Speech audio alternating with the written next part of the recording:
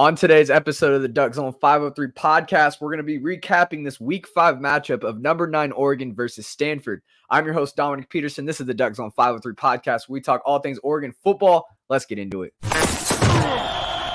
Welcome to the DuckZone503 Podcast, talking all things Oregon football, with your host, Dominiqk Peterson. Let's go.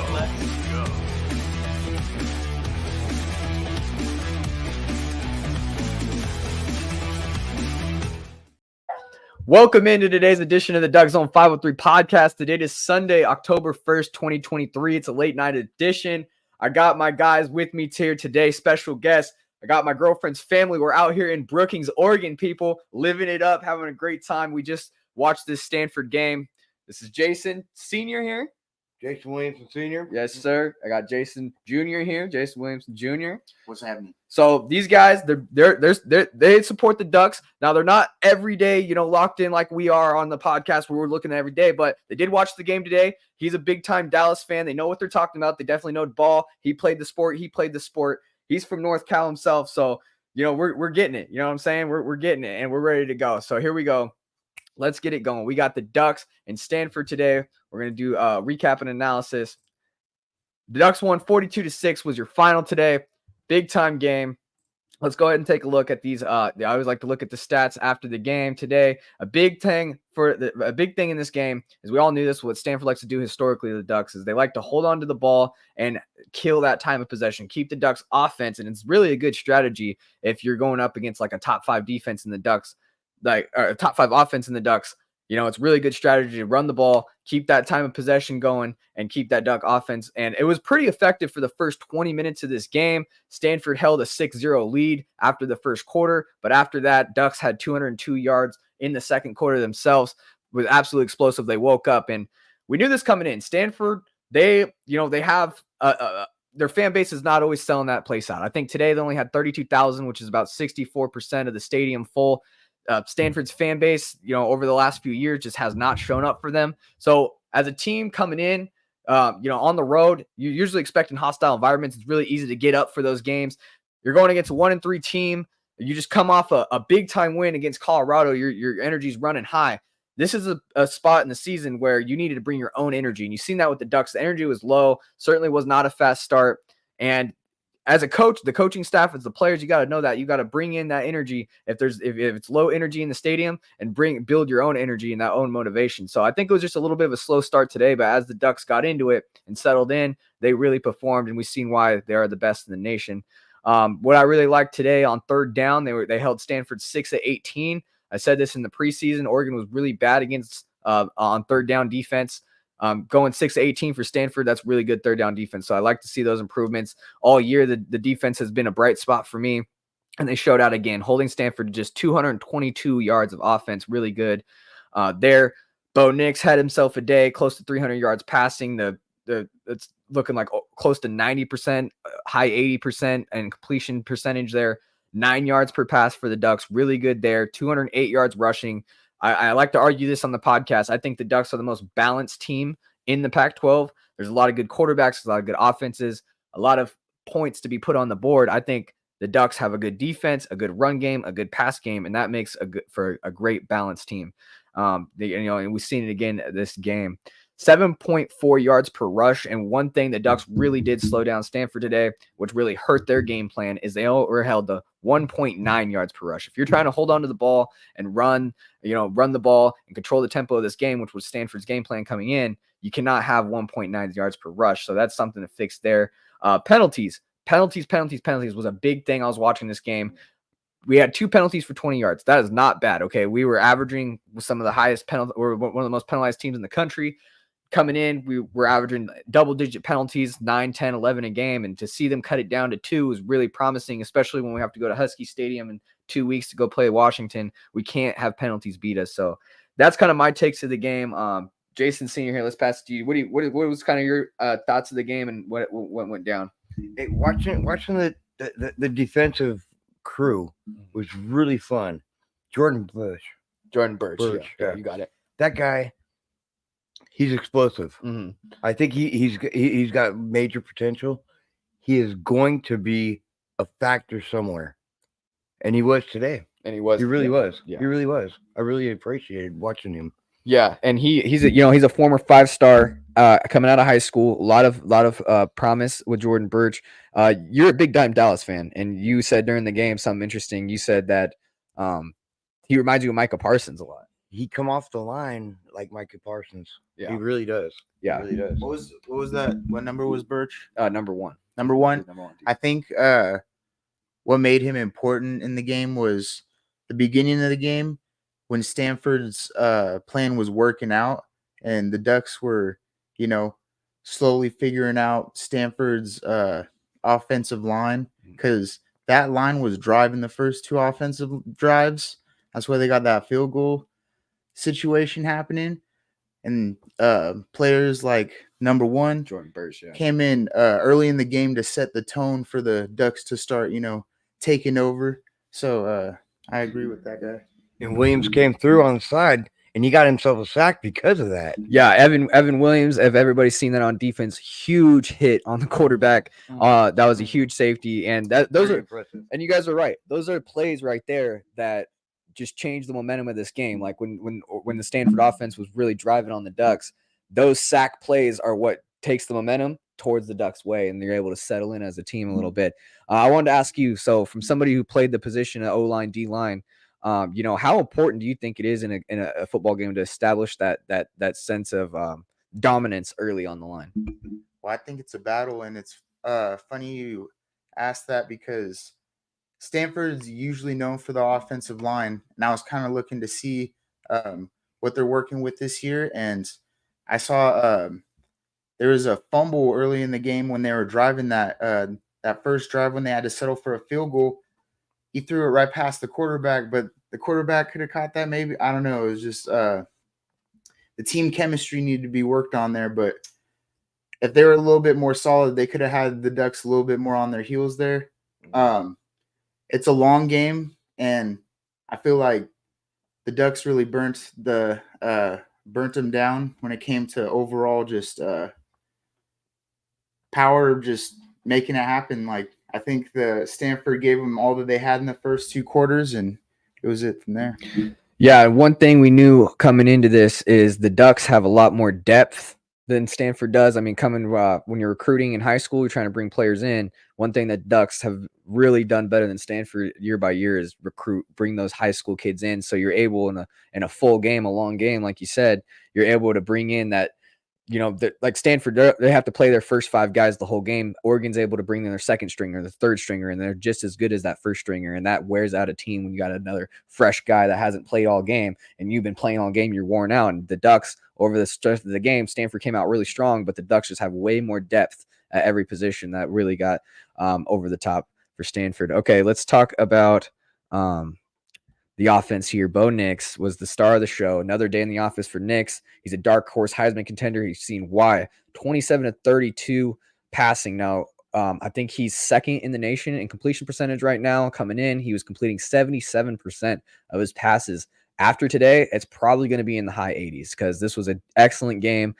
Probably going to lead the nation in completion percentage. He did last year. It's one thing that makes this offense so effective for Oregon is his consistency.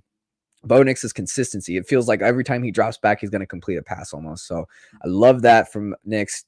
27-32 passing, 290 yards, 9.1 average per play. That's one thing that Will Stein and this offensive coordinator is really preaching is how efficient are you on offense? How much yards are you getting per play? That's efficiency. And one thing we're seeing in this Duck offense is efficiency, especially against Stanford. Averaging 9.1 yards through the air is great. Touchdown, 4 of them through the air, 0 interceptions. That's one thing that Bo Nix has done excellent at, is not turning over the ball. He only has 1 interception on the year to, I think this would be 14 touchdowns now through the year. I'm not totally sure on that stat, but you guys can correct me in the comments if you want. Ty Thompson came in, threw 1 pass, had 8 yards, which Ty's looked pretty good all year. I wanted to see more of him in this blowout, but I think the Ducks had a little closer game on their hands in that first half. That's why we really didn't see Ty till the end there. Running the ball. Let's look here. Jordan James. So Jordan James, he's going to be expected to step up here after Noah Whittington went down with an injury. Noah Whittington was that running back 1 and 2 with Bucky Irving and Jordan James, true sophomore now, coming at it all the way from Georgia. He's going to have to step up big, and he certainly did today. 6 carries, 88 yards. And we just talked about this. How efficient are you with the ball in your hands? 14.7 yards per carry. 1 touchdown on the day. His partner, Bucky Irving, had 13 carries, 88 yards. They both had 88 yards, 6.8 point yards per carry. So the Ducks definitely ran the ball very effectively down Stanford's throat. They did exactly what Stanford wanted to do to Oregon, just a lot better. I through the game when Oregon was struggling too in that first half, I was kind of like, why are we not running the ball a lot? I like when Oregon ran the ball and we only, I think, what's that, 19, 22, 25, 26 carries on the day. I just feel like the running backs need to get a little more action. We have a plethora of running backs. When we ran the ball, we ran it well. So if I had one critique on this offense, I guess it would be, let's run the ball a little bit more. I certainly love Bo Nix. I love our wide receivers, but I want to run the ball a little more. The wide receivers had themselves a day. Troy Franklin had 7 catches, 117 yards, 16.7 through the air, 2 touchdowns through the air. You know, he's from that area. Gary Bryant Jr. had 5 catches, 58 yards, no touchdowns, but Bryant Jr., the USC transfers coming in here. Terrence Ferguson, the tight end, 4 catches, 49 yards, and a touchdown. Trayshawn Holden was big-time player. He's an Alabama transfer, 6 catches, 33 yards, 1 touchdown. And then besides that, that's kind of like, you know, who's notable here. Other players had a couple other catches, but not for much. Really enjoyed it. Really enjoyed it, man. The offense looked night and day. Better from like the second half from the first quarter. It seemed like Stanford came out and really controlled the tempo of the game, and that made the Duck offense, like I said, it's hard in Stanford Stadium to get some energy, to get some motivation to play a football game because it's so low energy, very mellow out there in Stanford Stadium. If you guys ever decide to visit there, you guys know what I'm talking about. But it's just been tough for Stanford fans to kind of rally behind this team, and I think what you've seen is Stanford come out, kind of dominate the run game a little bit, hold on to the ball. When the offense finally got out there, there's there's nothing out there to build off of. You're kind of flat on your foot, and then you seen in that second quarter when the offense started getting rolling, a couple passes there, a couple good runs there, and then you're able to get it going. This is one thing I gotta say when I'm kind of looking ahead to Washington is we cannot start slow like that. Like, if Stanford was able to go up 6-0, if we do that against Washington on the road, you'll be down 21-0 at Washington if we don't have a fast start. One thing I kind of note here is the Ducks do tend to start a little slow on the road. I've noticed that. When they're at home, they're absolutely fireworks, but you've seen it at Texas Tech as well. It was kind of a slow start before the Ducks finally got it in the fourth quarter and came back and won the game. So I want to see that get better. Overall, though, it was just another day in the office for this offense. 42 points on the board. Ran the ball very well. I'd like to see him run it better.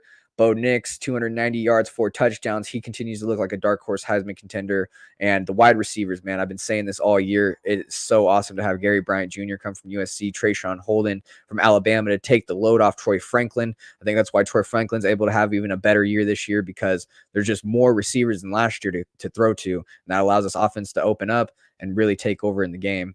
Again, though, I'd just like to see us run the ball a little more. Probably didn't run the ball as much because they don't want another running back going down. Maybe that has something to do with it. But prayers to Noah Whittington. I like what I'm seeing from the sophomore Jordan James.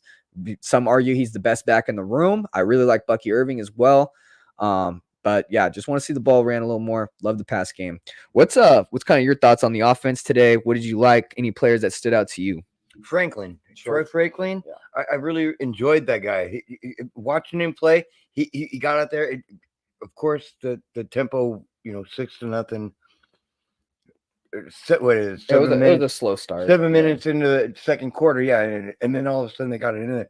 But that guy, he's from Menlo Park, and he really loves where he's from. Yeah, of course, where he's from. He's a Bay Cat. Yeah, Bay Cat. So he came out there from NorCal. He had a 46-yard touchdown pass. It was awesome. And it was just like smooth, right? Yeah. Bo Nix, it was like butter. Yeah. And like you don't really get an opportunity to see Bo Nix a lot. You're Dallas fan. You tune into the Ducks. You definitely support them. But Bo Nix, there's billboards up in Dallas. There's billboards up in New York City right now of him for this Heisman campaign. He's trying to basically win the MVP for college. Just somebody who's kind of, looking towards maybe his professional career. You really pay attention to the NFL a lot. I'll ask you the same question. How do you guys think like Bo Nix looks as a pro quarterback? He's got potential, and he really wants to go and satisfy.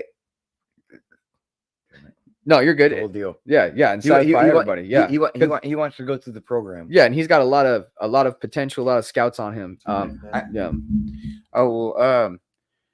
think he's cool. I think he's a good college quarterback.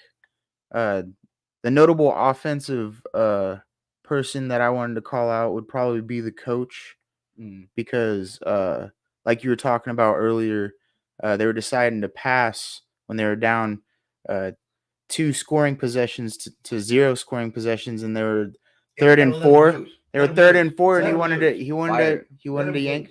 And the thing is, that's giving them experience in those tight situations. So, they know it's Stanford, and they know that they got a good chance, down by a touchdown. And the guy's got an arm. But still, the story of the game, giving those players the confidence there to go at it in those games, they'll be able to carry it into big games. So I missed this time, but more shot takes, more shot makes. Yeah. And time of possession exactly was a big one. How did you feel? Stanford did a real good job at time of possession today, but the Ducks kind of came back and took the momentum of the game. How do you feel Stanford executed that plan, and what do you think the Ducks did in the game to kind of turn the momentum in their favor? 7 minutes into the second quarter, I was like, oh man, if they keep on doing this, they might have it. Yeah. They might have something going on. Yeah. They might just upset the crap out of them. Yeah. But they really liked doing that, and then they got way too comfortable, and Oregon just did their thing. 100%. Yeah, I think one big thing that they did is get a lot of out routes, quick passes going, kind of get Bo Nix warmed up. They got a few runs going in that second quarter that let the offense open up, and getting a couple first downs here and there can get your offense oiled up. What do you kind of see out there? What do you think Oregon did pretty well to kind of turn the favor after that first quarter? Well, I think they did start running the ball, and they did start allowing their O-line to go to work. And, I think Bo woke up, and everybody kind of they're like, all right, we're ready to start scoring for real. Like, I think they just turned it on. No offense to Stanford, but they put on a good show for a while. I like Oregon. I can see them doing big things. I've been looking at the other big teams. Washington, USC and stuff. Yeah, I was watching both of them today, and I like Oregon's chances. If you look at the time of possession, it's kind of like the score, but vice versa. Yeah, exactly. Because time of possession, the whole game plan for them is to hold on to the ball, keep Oregon's offense on the sideline. And like I said at the beginning of the podcast, everybody tuning in, coming in, welcome. I kind of just, I said this at the beginning, is the whole game plan for Stanford, and this always has been their game plan historically, is run the ball, control the clock, and keep Oregon's offense on the sideline. Look, this is not the same Stanford team in the past, though. Like old Stanford teams, they had great O-lines, big O-lines that can really dominate the game. This offensive line for Stanford was not great. We'll talk about it, but Jordan Birch was definitely a guy that definitely changed the game for defense. Let's talk Jordan about Birch is looking like another Micah Parsons. Yeah, for real. That guy is coming off the line hard. Yeah, and as a big time Dallas fan, he knows what he's saying. He's coming off the fist. He's coming off the fucking lid. 100%. All right, let's go. You're good, dude. All right, so let's talk about the defense here, because defense has been great pretty much, all year. This is a big thing in the offseason that Duck fans were interested in. How good is this defense going to be? And I said it long ago. Juan Chavez here said, I like the aggressiveness the D-line brought, good tackling, and they stayed aggressive for the rest of the 3 quarters. 100%. Yeah, the pass rush was definitely up there. That's one thing that this team has done a good thing at. The Ducks, from last year to this year, it's night and day. The pass rush, the defensive line absolutely gets off the ball quick. You're seeing the speed on defense. Okay, when Dan Lanning, our head coach, was a defensive coordinator at Georgia in 2021 and won a national championship. What did you see on that Georgia defense? You seen speed, you seen discipline, and you seen guys making tackles. What does this Duck defense do this year? They go ahead and make tackles in space. They're quick off the ball, and that allowed for 5 sacks today. Okay, the Ducks had 18 sacks total, a 40-year low in Oregon football history when it comes to sacks and getting pressure on the quarterback last year. So let me just tell you, to see the defense get after the quarterback, have 5 sacks this game, absolutely awesome. Now, we all know Stanford's offensive line isn't all that. They're probably one of the worst offensive lines in the country, to be honest with you. But this is a rebuilding program, but that's what you want to see. You don't want to see us go against a poor offensive line and have no sacks. So you want to, that's great. 100%. I love what I've seen from the defense. Getting pressure on the quarterback was a big thing today that turned the game. Steve Stevens led us in tackles today and 8 total tackles. Evan Williams had a big sack. Hit the quarterback real hard. Mace Funa finished with the sack here. And who else? Brandon Dorless had a sack. Jerry Mixon had a sack. And Kyrie Jackson had a sack as well. Yeah, tackles for loss. Two tackles for loss for Jordan Birch. So definitely good. Juan Chavez here said, we haven't enjoyed a 5-0 start for 10 years, guys. This is a special team. 100%. Big stat put out there today. Since 2013, we have not gone 5-0, first 5-0 start in over 10 years. I said at the beginning of the season, if Oregon can always score, if they get a defense, watch out. And this year, they entered this game at number 11 in total defense, or number 9 against the pass. And those stats are only going to go up now, headed to Washington. Now, Washington on the road will definitely be the biggest test for this Duck team. And we will have a preview and prediction episode come out on Wednesday for that. We'll have a special guest as well, so stay tuned for that. But right now, let's talk about the Stanford and how the defense did. And we're 5-0. We're sitting pretty. I think the biggest thing all year for the Ducks has been that D-line. Secondary played pretty well. They allowed Stanford to kind of get behind them a couple times on 3rd and long. But other than that, another big day for the defense. What's you guys' take on the defense? Yeah, go ahead, man. I feel like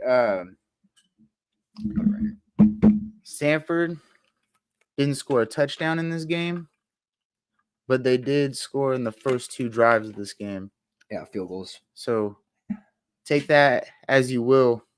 You definitely want to punch a team in the mouth as a football team. You want to let them know that you're ready for business. And that D-line got ran up on early. And if you want to be a threat, you don't want to get caught on your heels. Yeah. You just don't. But overall, they came up and they did what they needed to do. No touchdowns had by Stanford at home, and that's a serving right there. Yeah, good point, man. No touchdowns allowed for this defense. Great point. And they held them to field goals. I love that. 100%. Don't get me wrong. Stanford came out like punching people in the face. Yeah, they were firing, dude. The way you saw that start, mm-hmm. You really thought they thought they were gonna win. Yeah, they thought they were gonna move. And then the ball. bam, here comes the defense. Yeah, here comes the D-line. Yeah. They showed up to the game eventually. So who are some players that stood out to you? I know you mentioned, some players that you got on there. Who do you like on the defense? I really like Birch. Yeah, Jordan Birch. That guy he fires off the line. Actually, they're all firing off the line like a bunch of shotguns. Yeah, that guy, he's I think he's going to be something special. Yeah, you have him compared to Michael Parsons. Was that the cornerback that came in and made that first sack? Yeah, Evan Williams.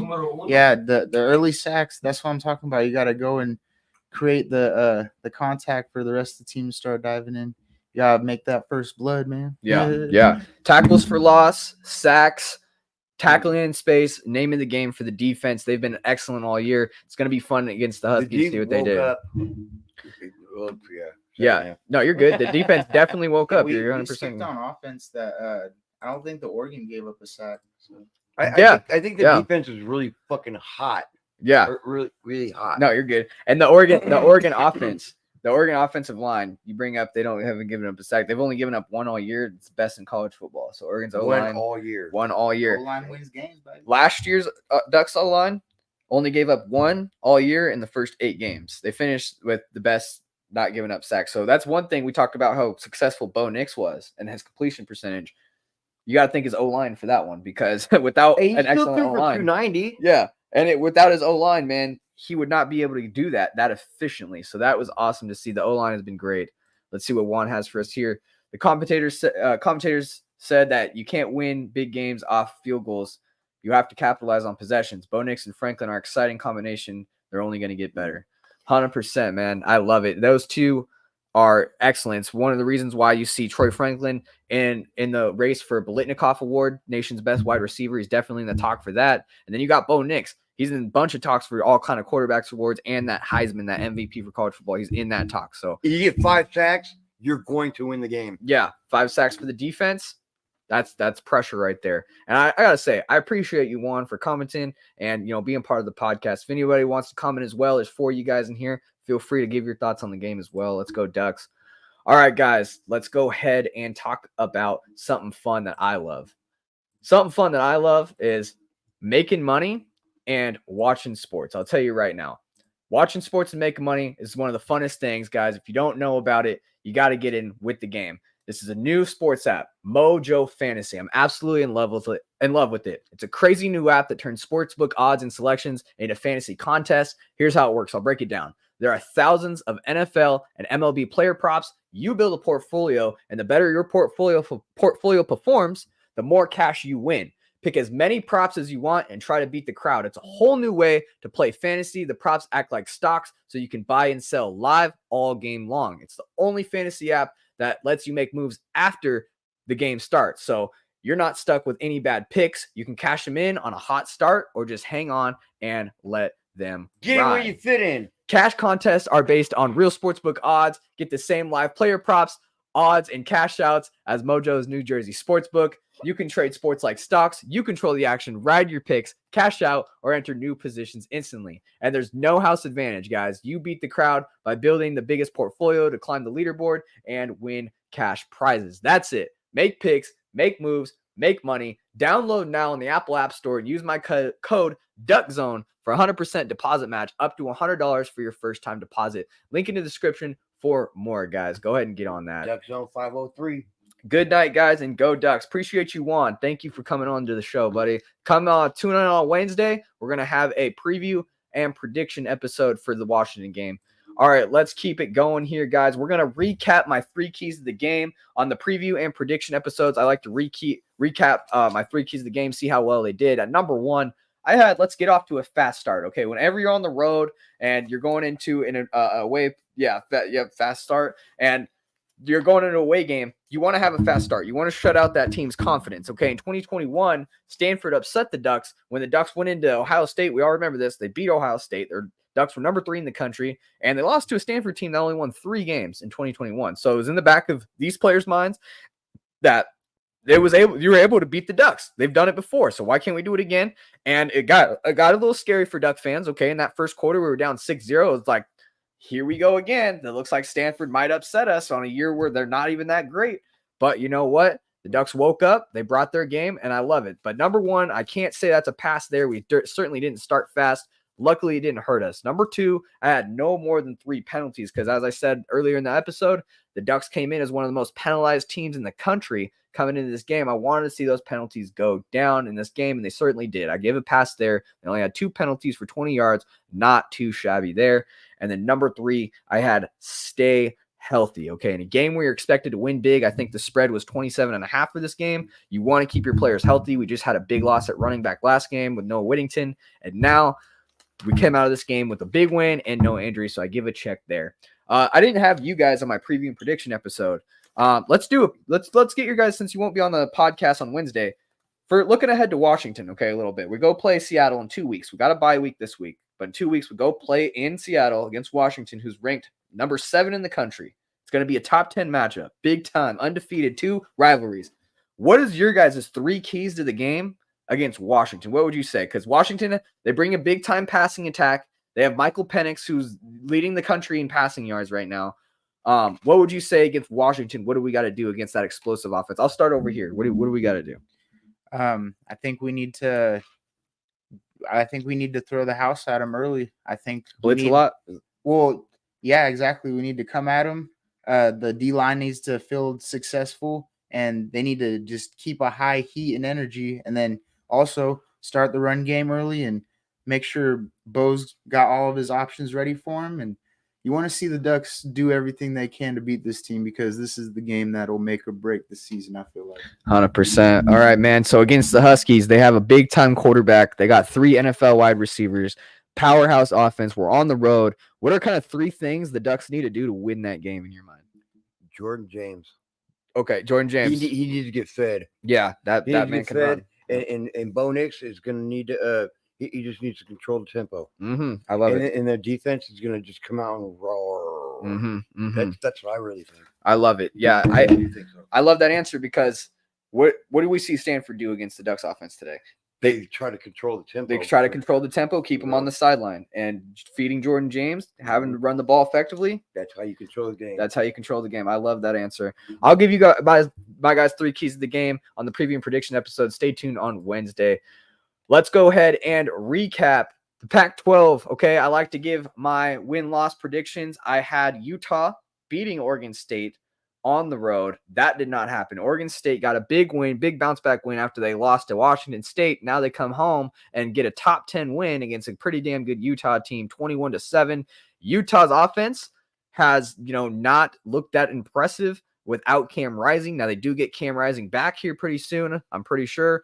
So we're going to see how that goes. 21-7 win for the Bees, big time win. I always cheer for the Bees when they don't play the Ducks. So good win for an Oregon team there. We kind of caught this here and there when we're eating out, but what do you kind of think about the Beavers in Utah? I don't know. I don't know. Yeah. Well, he's a Dallas fan, and we didn't really watch this game, but Beavers, they're looking impressive. They got a big time win against the top 10 Utah team, so they're doing their thing. I think Utah was like right there It's all good. with Colorado and hype like this year. A lot of people were talking about Utah, like watch out for Utah and stuff. And I like to see my hometown heroes come out and show them what's up. It's kind of cool. 100%. I love it. And then we have number 7 Washington at Arizona. This was kind of a sneaky score. Washington only won the game by 7 points, 31-24. But if you really look at the game, if you really watched it, Washington controlled this game throughout the game. Michael Penix goes for 363 yards through the air.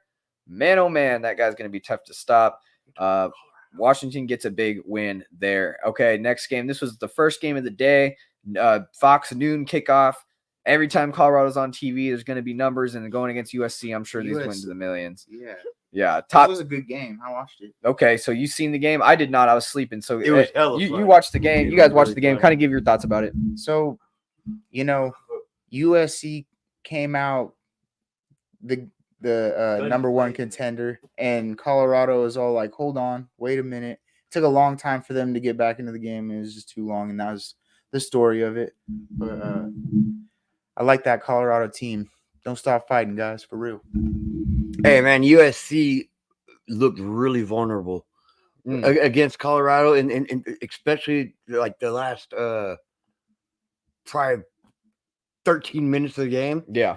They were getting served. They were coming up. They were getting served. Yeah, from what I've seen, I got to rewatch, the game and the highlights and stuff. But from what I've seen, USC really controlled this game throughout. But Colorado did not give up at home. They really came out. The stars were out for this game as well. There's a whole bunch like Jay-Z and stuff. I think we're all at this game, so it's going to be fun to watch the highlights and see how it went down. But Caleb Williams through the air. This was the story of the game.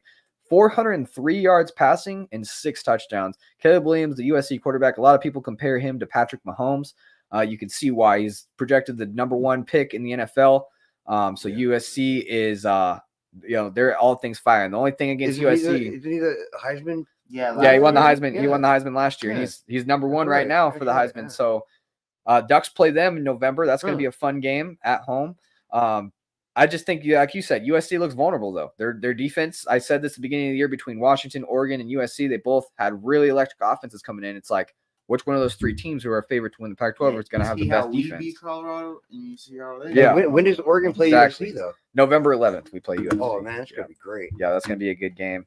All right, guys, look, we're having fun here on the podcast. We're going to continue to break down the Pac-12 games. If you guys want to really support the channel, I know you guys love Duck content, college football content, Pac-12 content. I talk about that all the time. Make sure to subscribe to the podcast. We're at 870 subscribers on the podcast. Our goal is 1,000. We can get there. I'll do something special for you guys, but you're going to have to get there first.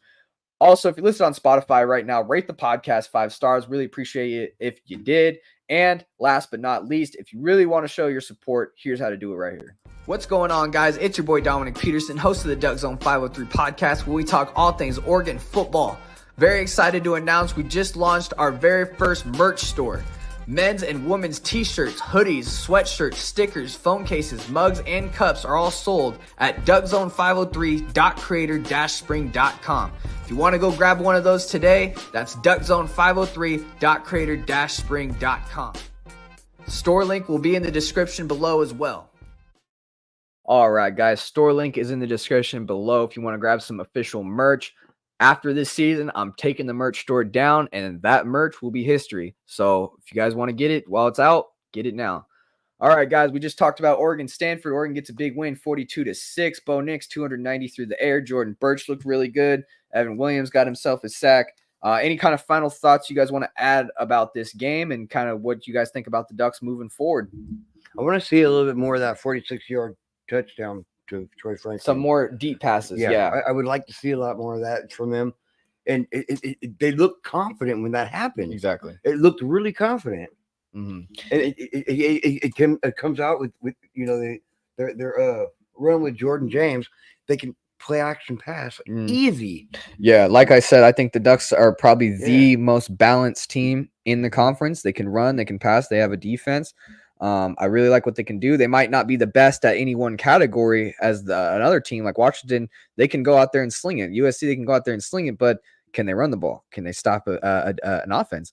We have yet to see that, so that's an interesting thing. The deep passes, yes, has been a little bit of an issue. I want to see that get better because it just seems like this offense, it has a new offensive coordinator this year in Will Stein. He's year one.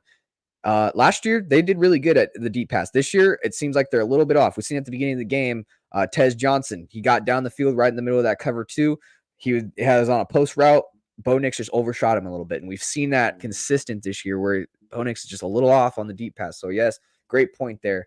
What do you kind of want to see from the Ducks moving forward? What do you like about them? What do you think they can get better at? Stuff like that. Well, I think they're overall doing fine. I think that they have some big games coming up, some talent that they haven't seen yet. So I just want them to continue on progressing on their journey and to, be ready to bring it. 100%. Love it. Okay. Hey, and that guy Jordan Burch, he's coming. Yeah, Jordan Burch, man. He's coming. That guy's a big upgrade to this defense. We did not have him last year, so that's a great transfer portal kid that we got. To end the night, it was Arizona State at Cal. Not a game that many people are talking about because both these teams are not that great. Arizona State might be the worst team in the conference. Cal escapes with the win there, 24-21. Cal had their heydays, when Marshawn Lynch was over there, but it's kind of been a downward trend for the football program at Cal. Same with Arizona State. But Cal gets a close nitty-gritty win on the road, it looks like, 24-21. So congratulations to Cal, Berkeley out there, and getting a win. Okay, guys, that is going to do it for the podcast. I really appreciate everybody for tuning in once again on this recap and analysis episode. The Ducks get an absolute huge win against Stanford, 2-6. Let's go, Ducks. I want to say thank you to these guys for coming on the podcast and giving their thoughts. I want to say thank you to everybody viewing it. I'll be here Wednesday. Thanks for having us part of it. Most definitely. Appreciate everybody, guys. Make sure to subscribe. Make sure to rate the podcast. I'm your host, Dominiqk Peterson. Once again, I'll see you guys on Wednesday for the preview and prediction episode. As always, go Ducks.